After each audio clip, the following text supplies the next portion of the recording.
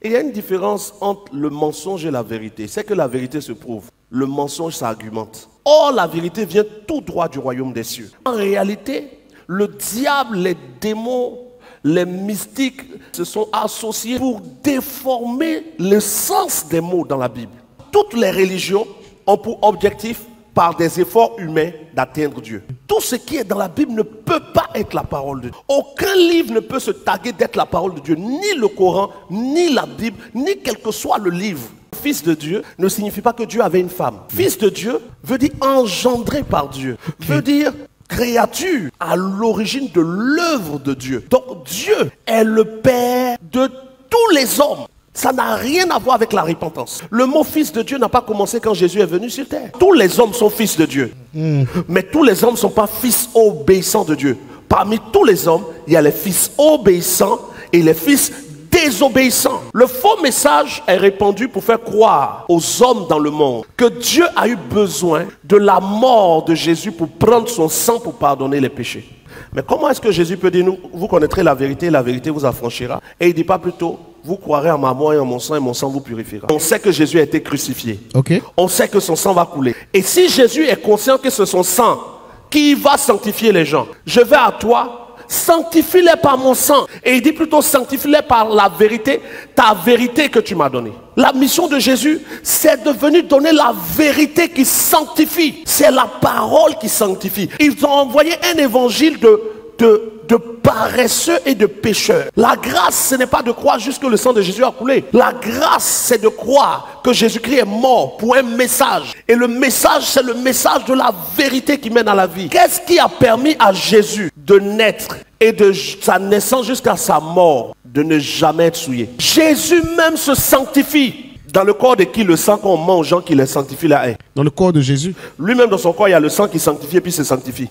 Ce ne sont pas ceux qui disent Seigneur, Seigneur qui rentreront dans le royaume de mon Père, mais ceux-là qui obéissent. Obéissent à se sanctifier. Désobéissent à pécher et se souiller. Quand Jésus dit je me sanctifie, Jésus est en train de dire j'obéis à Dieu de peur d'être souillé. Même Jésus qui avait le sang dans son corps obéissait à Dieu de peur d'être souillé.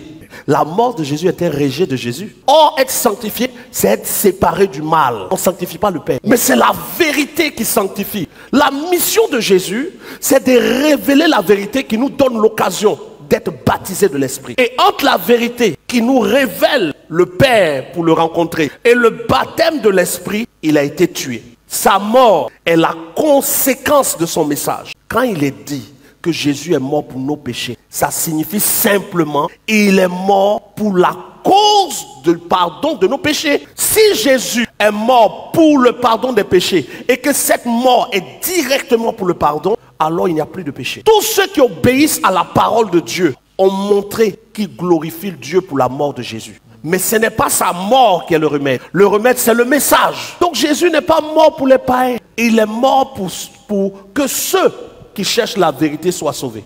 Si Jésus vient ôter le péché du monde par son sang, la prédication est vaine. Meurs et soyons sauvés. Dieu n'accepte pas de sacrifice humain. C'est impossible. Le salut ne vient pas par la mort d'un autre homme. Le salut vient par l'obéissance à la parole. Si quelqu'un ne se répand pas, la mort de Jésus n'est pas pour lui. Si quelqu'un n'accepte pas la vérité pour laquelle Jésus a été tué, alors il n'est pas reconnu par Dieu comme étant dans le message de Jésus. Christ a décidé de se sacrifier pour le message, mais n'a jamais été sacrifié. Jésus est mort, oui. Jésus est ressuscité, oui. Jésus est le Fils de Dieu, oui. Mais la mort de Jésus n'est pas le salut direct. Parce que même ceux qui l'ont crucifié ont la foi qu'il est mort. Ce n'est pas confesser de sa bouche le Seigneur Jésus et croire dans son cœur que Dieu l'a ressuscité des morts qui apporte le salut. Mais pourtant Jésus dit, celui qui me livre commet un plus grand péché. Livrer Jésus était une désobéissance à Dieu que Dieu a permise pour les juger et pour frapper Israël. Tuer Jésus, c'était s'opposer au Saint-Esprit. Comment est-ce qu'on peut dire que c'est par le sang de Jésus que les péchés sont pardonnés? Mais on nous dit en même temps que Jésus a payé. Mais en même temps on nous dit qu'il va venir juger le monde. Mais en même temps on dit celui qui ne se répand pas va à l'enfer. Mais en même temps on dit même ceux qui ont cru seront jugés au tribunal de Christ pour les récompenses. En même temps on nous fait comprendre que le royaume des cieux est forcé, ce sont les violents qui s'en emparent. Le royaume des cieux est forcé comment? Si c'est Jésus qui paye. Si Jésus a payé pour le salut du monde, on s'en fout du reste de son vie. Le jour où on doit partir, tout le monde s'en va.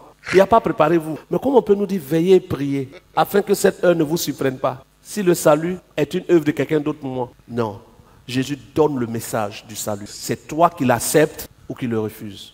Si tu l'acceptes, ce message-là, et que tu te soumets à ce message, tu y obéis, Dieu voyant ton cœur par ta repentance et ton baptême, te donne le Saint-Esprit qui est la preuve que Dieu t'a accepté. Amen. Le Saint-Esprit est le gage du salut. L'évangile que je prêche n'est pas facile. C'est l'évangile des déterminés, l'évangile des obéissants. Yes. L'autre évangile est l'évangile de la facilité de la religion. On dit tu es né pécheur. Vous n'avez pas décidé de naître. Non. Vous naissez pécheur. La terre entière est née pécheur. C'est ça. Tout le monde est pécheur. C'est ça. Mais personne n'a décidé de naître. Non. Si le salut vient, est-ce qu'on a besoin de décider d'être sauvé? Comment on peut avoir un libre arbitre si on est pécheur? Le Dieu qui m'a fait naître doit me sauver. Par la désobéissance d'Adam, qui apporte la conscience à l'homme et le libre arbitre, tous les hommes sont passibles de jugement s'ils pêchent. Tous ceux qui pêchent se privent de la gloire de Dieu. Le sang même de ton Père ne peut pas te racheter. Le sang de Jésus n'est pas venu pour enlever le péché. Jésus est mort, son sang a coulé, oui, à cause du message qui nous sauve. Si on rejette le message, on rejette Christ. Est-ce que c'est Dieu qui a choisi Judas? Non. De le même, Dieu ne choisit pas ceux qui sont appelés à être sauvés. Le libre arbitre fait que chacun de nous décide d'être sauvé ou pas. Si Judas trahit, parce que Dieu a choisi Judas pour trahir, Dieu serait injuste de juger Judas. La terre d'Israël, où les Israéliens sont, la terre là, où on dit qu'Israël est aujourd'hui, qui est censée être le lieu où Jésus-Christ est mort, n'est pas appelé un lieu de bénédiction. Beaucoup de gens n'ont pas compris que la mort de Jésus a été une malédiction pour cette terre. Là où le Seigneur a été crucifié, a été maudit au point d'être appelé comment? Sodome, et Égypte. Égypte. Pourquoi le lieu où Jésus-Christ a été crucifié est appelé Sodome et Égypte? Parce que le sang innocent qui est versé a maudit la terre. Les gens nous font croire que le sang de Jésus qui a coulé, c'est une bénédiction. Ce n'est pas une bénédiction, ça a été une malédiction pour ce peuple. Qu'est-ce qui s'est passé pour Enoch? Il a été Enlevé. Mais on nous dit que nous les chrétiens, on sera Enlevé. L'enlèvement n'a pas commencé à partir de Jésus. Même dans l'ancienne alliance, le sang ne pardonnait pas les péchés. Il n'y a aucun péché qui était effacé par le sang. Retrouve l'intégralité de cette vidéo sur la page du prophète Guillaume Kofi. N'oublie pas de t'abonner aux différentes pages du prophète Guillaume Kofi et ne rien manquer des enseignements à venir.